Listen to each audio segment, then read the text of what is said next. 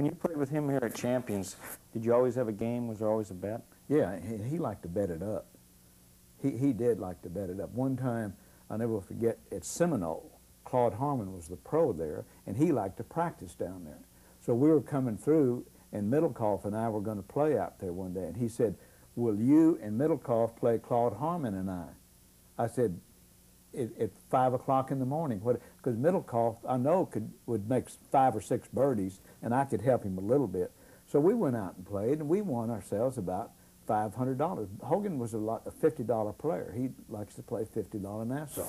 And so we said, yes, so we won some money. So he said to me, "I'll see you at Augusta," because I was going on, and he was going to be at Augusta. So we got to Augusta. He said, "We have the same game." He said, "Only I'm bringing Gardner in here," the guy he was helping.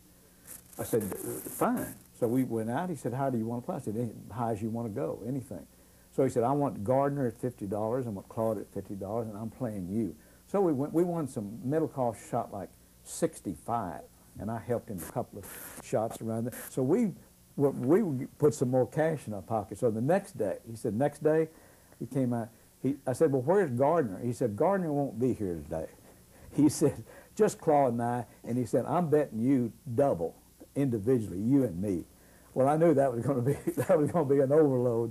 So he got a lot of his money back betting me, because eventually he's going to get there. And, now, 1952, Jackie, you won 4 in a row.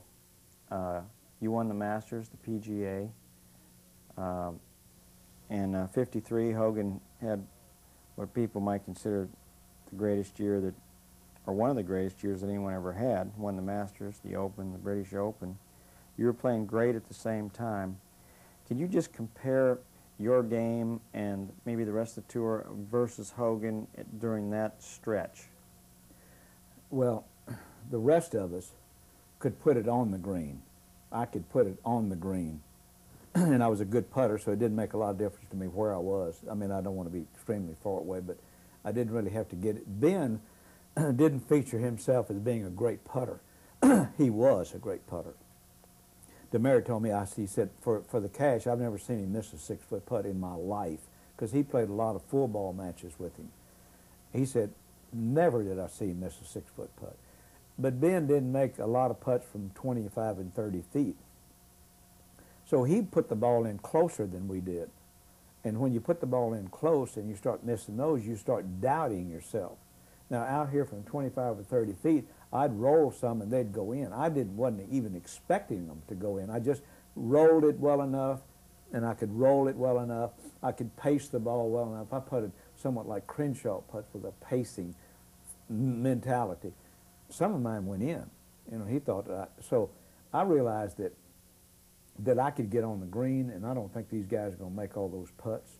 And the only defense I had is I would make some, maybe not as many as them, but I'd come close to making a lot of putts. Ben just spent these hours rifling that ball at that flag, and because he felt like that. I remember his wife Valerie told him one time Ben was complaining to her in the room, and she wasn't really a golfer. And Ben was complaining about his putting. She said, "You're just going to have to get it closer to the flag," and she was right. That's what he did. He got it very close to the flag. And, did anybody ever hit the ball closer to the hole than Hogan? No.